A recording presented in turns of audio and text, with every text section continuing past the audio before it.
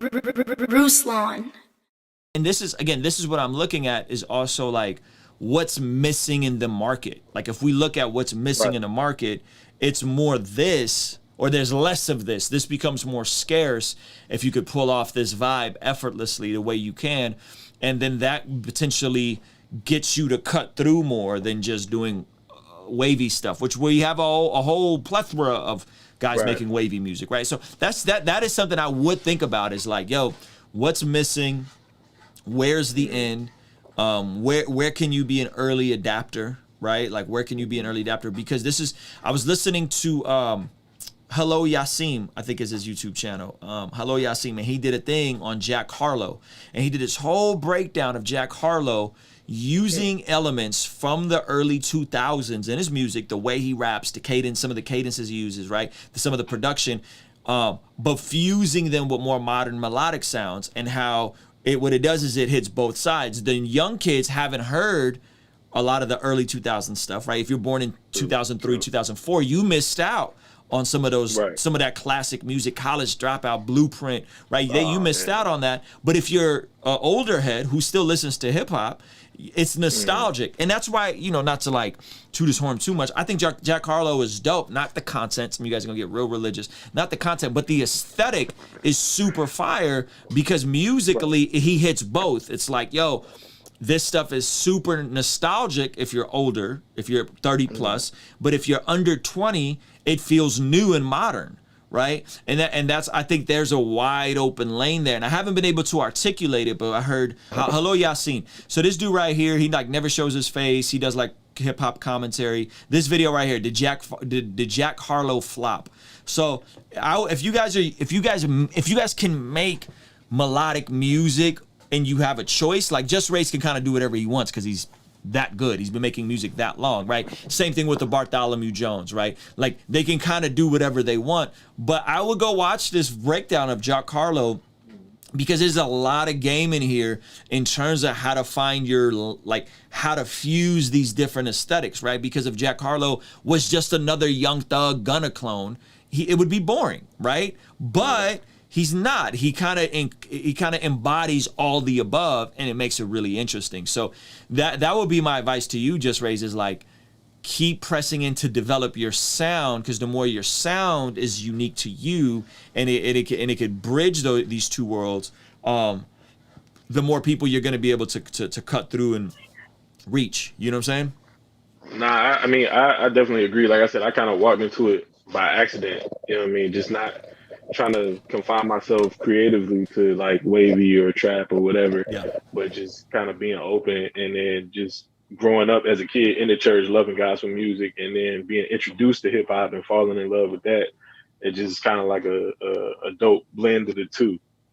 Yeah. So I got like maybe 3 or 4 more that I got recorded. I'm gonna try to get visuals for them, but the other ones are shorter. Gotcha. This one's more so like an album cut. Yeah, and sometimes it's just finding the right producer that can create the right vibe for you. You know what I'm saying? Like finding the right producer that can create the right vibe for you can help you be disruptive. Because that's ultimately, when it comes to the music game, the YouTube gang, like I was even talking to Tamara Slate. She's in the chat. Shout out to her. She has a really cool YouTube channel. I don't mean to put you out there like this, but I found out that she's like a therapist, right? And I'm like, yo, Christian therapist. Like, no brainer. That's the content you should be making, right? She's like, I don't know, right? But again, when you have these interesting intersections of, yo, I can make gospel, I come from gospel music, but I can really rap, and I could do wavy stuff. Wow, that's an interesting combination. When we're talking Jack Harlow, he has some of the more lyrical flows of the early 2000s, but he's mixing it with modern production and modern formatting, and then you're hitting both audiences, right? In my case, like my YouTube channel, I didn't want to talk about social issues, and I didn't want to preach from the Bible a whole bunch. I didn't see that. I wanted to help people come along and become outliers, but what I was missing was that people first need the framework and the foundation, and then once I came back to, let's just go through the basics of the faith. Let's talk about the gospel. Let's do some verse by verse studies. All of a sudden, then when I took people to the hard parts, like financial literacy, right, like being willing to be a good steward, managing your time, then people had more framework. So it's finding what are those strengths that you have, and also being aware of where is the opportunity in the marketplace, and going there, not just what you want to do. And I think that, and what I'm saying to you is, I'm not sure, but I think the opportunity for someone like you just raised is that there are young people that want nostalgic sounding music like that they grew up in. And now, just raised, with stuff like Tracklib, you could actually clear old samples for your music. So Tracklib is like a splice. It's like a splice program, but it's actually old catalog from the 50s, 60s, 70s, 80s, 2000s. Yeah. So you can go in there. So like the song me and Ray Rock just had come out, it's called Fireside Chat. That's a Tracklib sample. We cleared it through Tracklib. We got an agreement through Tracklib. I think we paid $50 and they get like 20% of the revenue right inside of DistroKid, and it's just fully automated. So what you can do is then you can create some of those nostalgic samples, and there's different tiers of samples in Tracklib, but you can create some of those nostalgic sounds that the kid, like someone like Bat's age, maybe he grew up and his mom played a record from when he was 5 and he doesn't even remember it, but it's buried in his subconscious. And then when that record plays and he hears you sample it, subconsciously it creates the feeling of nostalgia. Right? So I'm getting real psychological with some of this stuff, but it's connected. It's connected. And you know how I know it's connected? Slight flex.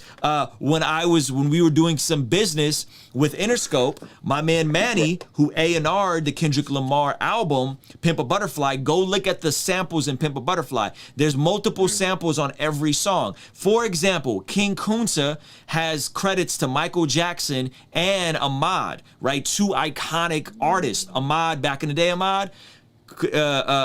Michael Jackson, right? Why do I say that? Well, because King Kunta, it has a Mossberg Slim sample from DJ Quick. There's 3 people credited as writers on that song.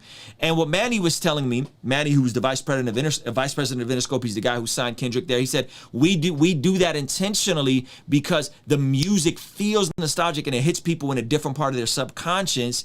And then it has replay value, because a lot of folks don't know that they grew up someone playing that DJ Quick sample, someone playing the Annie, are you okay? I said, Annie, are you okay? Right? That's, you may have not heard that Michael Jackson song, but subconsciously the bass line, the Ahmad sample with the girls doing that, right? So that stuff is calculated. So that's why you'll see a major label release with 3 samples on it, like King Kunta, for example, and it's a formula to produce a hit. So I say all that to say, you are the embodiment of all this, Just Raised. You know how to sing, you know how to rap, you know how to do all these things very well.